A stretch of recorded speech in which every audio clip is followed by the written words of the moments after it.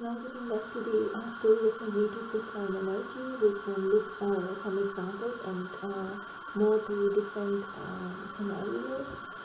So as in the previous parts we have discussed that it can literally be roughly estimated from the magnetization versus field curves. So it's in work done you do for magnetizing the material along certain direction, which is actually the area under the curve. If you look to the example of cobalt again, which crystallizes in situ structure, you can see that the area under the curve for the field along the ED axis parallel to C axis is much smaller than within the vessel plane perpendicular to the C-axis. The area under the curve as well as the work done and the anisotropy, which is parameterized in the anisotropy constant, is much larger for the field perpendicular to the C-axis.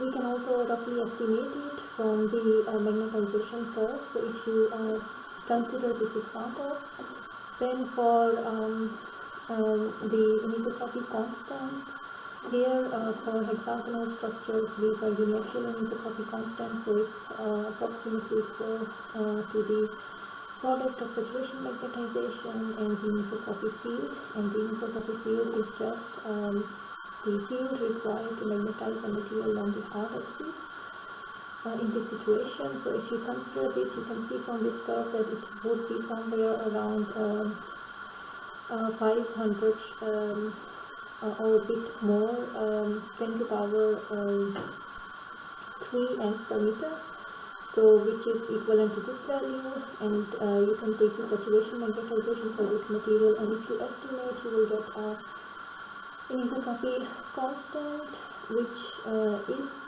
very close to, but theoretically you get anisotropy constant Ku1. So K1 is actually the lowest anisotropy constant you can take, but in some cases you need to take more high order terms also, but it has still quite good agreement with the estimated value you can estimate from the hysteresis from the magnetization curve. Now if we look again in small explanation, we can just already see that you cannot explain this field, the magnetization dependent on the crystallographic axis from shape anisotropy or demagnetization fields, as we already learned that the reason for the magnetocrystalline anisotropy lies within the spin-orbit interaction. And for some material, there is a crystal field effect. The environment of the material also plays an important role. So these two contributions are actually the reason for magnetization to have preference for certain crystallographic direction than the other ones. So a brief recap about spin orbit coupling is that it is when you consider the nucleus moving around the electron by taking a certain coordinate system, the movement of the nucleus can be think of as a current loop, and then there will be a field associated to this, and this field is the one which couples to the spin, and this will give rise to locking of the spin with the spin orbit. So this will cause the locking of the spin with the orbit of the electron and giving rise to spin orbit interaction. Usually the spin orbit coupling also the Hamiltonian is written here. It's determined in terms of scalar potential and the vector potential in which electron is present. So there is this vector potential, and the case representing the movement of electrons. So here you can already see that the spin would prefer to be perpendicular to the plane of the vector potential as well as the path of the electron. So this already shows you that now spin is somehow locked to the orbit and will prefer certain configurations, making some axis easy compared to the other ones.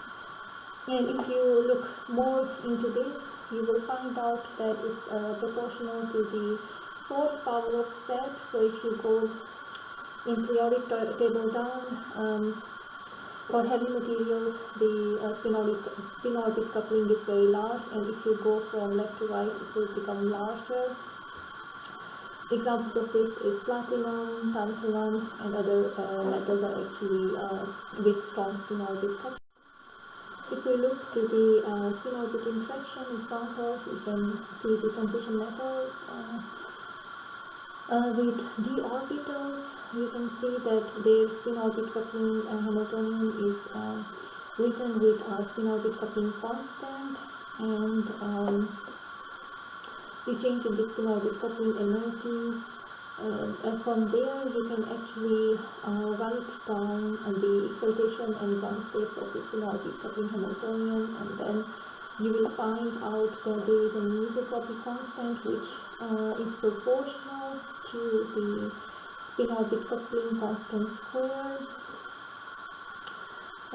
divided by the d band width, so d orbital band width. So for cubic system, this anisotropy constant scales with the fourth power instead of square. And if we look here, the spin orbit coupling for different metals as function of square of the Z. So as the material go heavy from left to right, the spin orbit coupling is actually for materials increasing. So here are examples. So copper compared to cobalt has larger spin orbit coupling, and silver compared to ruthenium has larger spin orbit coupling, and as an example, iridium has larger spin orbit coupling, and so on and so forth. So apart from spin orbit coupling, the other reason which we haven't discussed earlier is actually the magnetocrystalline anisotropy, which is for 3D transition metals with to be in some certain chemical environment. So they can be in octahedral environment or tetrahedral environment, which give rise to magnetocrystalline anisotropy. So here we are not saying that this material doesn't have significant spin orbit coupling. So 3D transition metal indeed has spin orbit coupling, but if they also have crystal field effect, they are usually dominant. You can just take crystal field effect as first perturbation, and you can actually ignore the spin orbit coupling. And if we look here, the point here is that the orbitals for the 3D case are not the normal orbitals, normal and orbitals, but actually they are hybridized, and you have 5 different orbitals, EG and T2G, and these orbitals have certain shapes, giving rise to the electron density to be present at certain areas. So here you can see that EG orbitals look like this, and d x square minus y square looks like this. However, dx by dz have more or less such shapes. So what it tells you that in certain environments, the d orbitals actually want to keep minimum the electrostatic Coulomb repulsion, so they don't want to directly point towards the electron densities of enabling atoms. Usually these enabling atoms are negatively charged, and then if the orbitals are directly pointing towards the electron density, the electrostatic repulsion is going to be large. So that's why if we look at in the octahedral coordination, this e.g. orbital dz square is directly pointing towards this square, so the neighboring element electron density. So this will give rise to large Coulomb repulsion, which is why it will be higher in energy. However, compared to this dz square and dx square minus y square case, dxy, here the electron densities are not directly pointing towards the neighbors, but actually they can lie in between the positions, and then they can avoid the direct interaction with the other electron densities, so Coulomb repulsion will be low. So these T2G orbitals will be more preferred than the other one, will be lower in energy. So in this way, there is some certain preference for orbital orientation. So if you will apply field and orient this beam in another direction, the orbit is coupled due to crystal field, so it will not actually prefer those directions will become hard. So if we look these orbitals in terms of tetrahedral environment, now you can see that dz square, which was in high energy position in the octahedral environment, directly pointing towards the electron densities of the neighboring atoms, here that's not the case. Here this can really lie in between the positions where there is no direct overlap with electron density. So it seems here already that this will be at lower energy preferred direction or prefer orbital. And however, if we look at T2 orbitals, they are pointing directly towards the neighboring electrons, so this will not be so favorable. So in this way, you can see for octahedral environment, dxy, dxz, and dyz are lower in energy. However, for the tetrahedral environment, they are higher in energy. However, the other ones are lower in energy. So in this way, they are depending on what is the environment around the orbitals. Certain orbitals are more preferred, so which means that the spin and lattice are getting coupled. So this is the second result for magnetocrystalline anisotropy.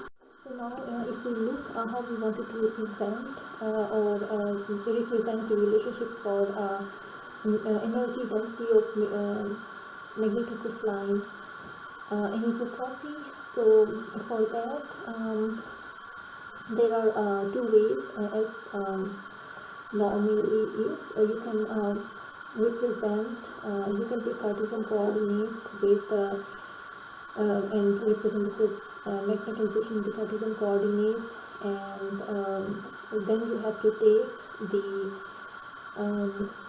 directional cosines with respect to different axes, which are represented here. But there are certain rules and restrictions while taking this approach. One important thing is that the material has to be same throughout. So for that, the directional cosine sum needs to be 1. And the other way is that you can take the spherical polar coordinates, which can be represented like this. Most convenient way to actually define the magnetocrystalline energy is actually if you represent it in spherical harmonics by starting from the spherical coordinates, which looks like this. So here the energy is represented directly in some orthonormal functions where L is an even number and N can go from minus L values to plus L values. And here Hn represents the projection of the field towards the magnetization, and M represents the unit vector of magnetization. So these functions are then related to magnetocrystalline coefficients.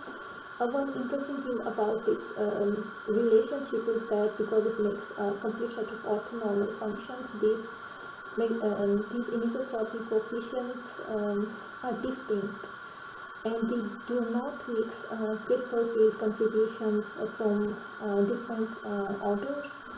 This is why it's the most convenient way to represent the magnetocrystalline energy density. Another way is also there, where you can take the direction of the signs and you can represent this energy density as the power series. And here you will define some other constants with the powers, and you have to take the only the even powers just to take care, because the energy density does not change sign under the time reversal operation. So if you replace n with -n, the sign of the energy density should stay the same. That's why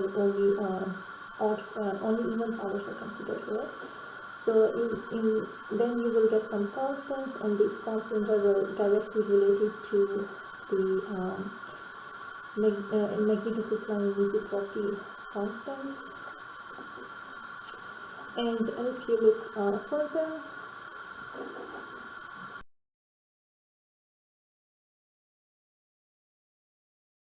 so there are special cases to represent to represent magnetocrystalline energies. So like cubic systems are very special.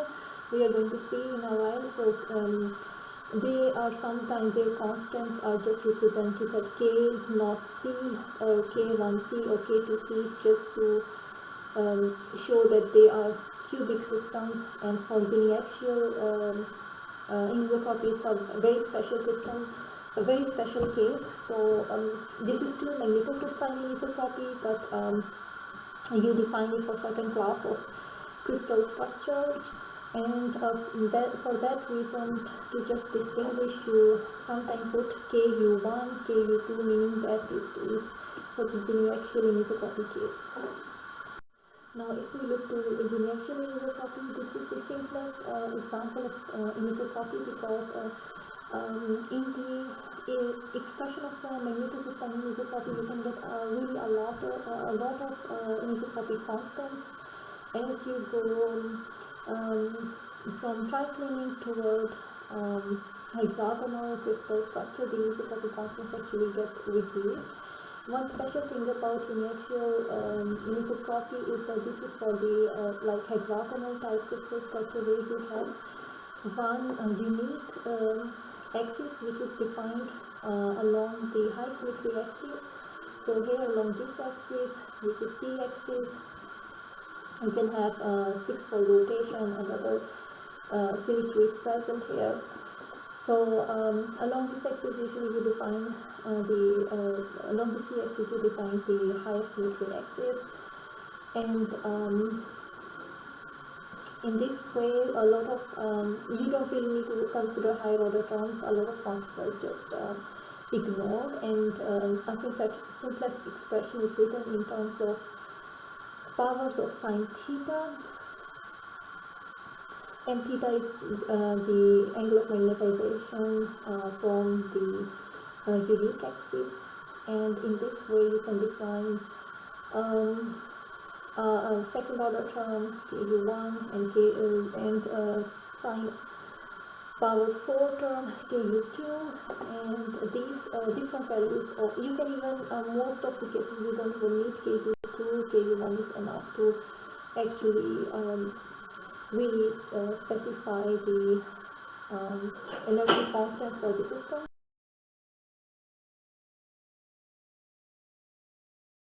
So now we can look briefly on how the values of the K1, K2 change the energy densities. Here Ku1, Ku2, K2U is just represented as K1, K2. It's just different books. Sometimes they put U with it and sometimes not, just to distinguish between the actual anisotropy. Don't get confused with this, but it's the same K1U and K2U here. So if we consider different situations, so first let's see if K1 and K2, the anisotropy constants are equivalent 0, then we stress an example ferromagnet which is isotropic, meaning there is no significant uniaxial anisotropy there, or magnetocrystalline anisotropy there. So now if we consider the second case where K1 is significant, is positive, and in this case we can see that the easy axis is c-axis, and easy example is shown here in 3D plot. What it tells you is that for all the values when magnetization is along xy direction, you will always fall with these red points. And you can see here in the color bar that red is high in energy, and as you go towards blue, it's lower in energy. So meaning that where are all the points in the xy plane are higher in energy, and as you go towards the z-axis, so the magnetization aligned towards the z-axis, you will go to the blue. So meaning that this is the lowest energy state, so easy plane, easy axis. And the third situation is easy plane. Depending on the values of K1, K2, you can also have vessel plane, which is plane perpendicular to the z direction in this case, or perpendicular to the c-axis is the vessel plane. So in some situations when values of K1 are negative, you can have such a situation that z-axis becomes the hard axis. And as you can see here, if the magnetization is along z-axis, it's red, dark red, and as you go away from the z-axis, it starts to get yellowish and then blue. If you are within xy plane at any angle, it's lower in energy compared to the z-axis, and this is the second example where the vessel plane is the easy plane than the z-axis or c-axis. So such situations are also present in some materials. And then the third case is when you can have easy cone situation, and easy cone is something when magnetization is preferred to be at some angle between the x-y plane, then you can have easy cone situations. And so depending on the signs of these anisotropy constants, you can have easy axis, easy plane, easy cone, anisotropies.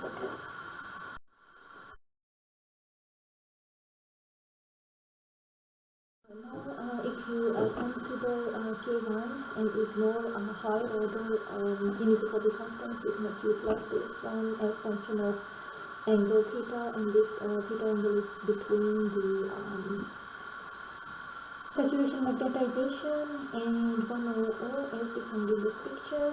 And if you now see how K1 is changing as function of angle, you will when you rotate the magnetization or the field within this plane, you will go through 1 O, 1 1 O, 0 1 0, and minus 1 1 0, and minus 1 0 0 direction. So you can actually measure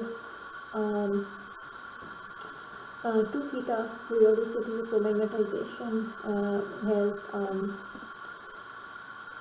here magnetization or the anisotropy constant K1 has actually 2 theta periodicity. So it has the anisotropy constant has the smallest value, or the anisotropy is small along 1 1 0 or 1 0 0 direction. However, it's much larger along the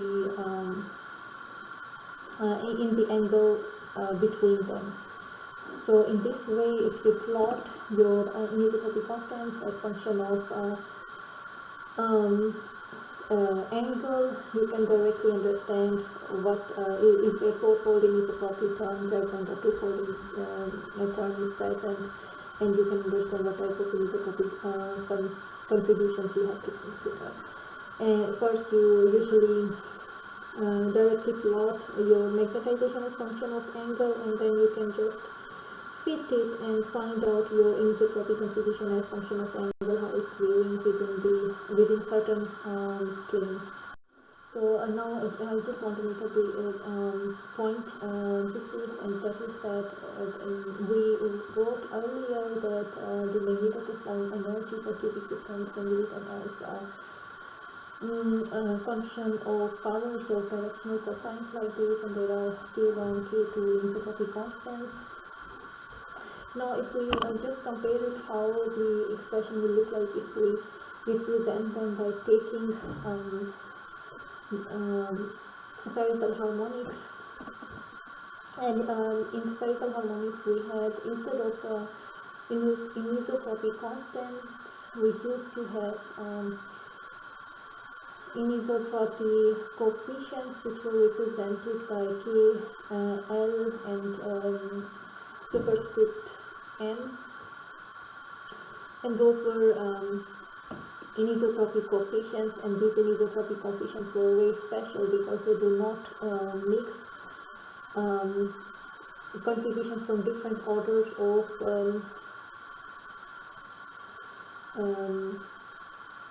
crystal field contributions, so they keep them separate. If it's second order, fourth order, sixth order, it's very distinct for these coefficients, because they use the functions which are orthonormal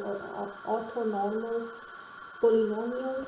So now if we look here to the expression, we can compare how it looks different from the above equation. You can see that you can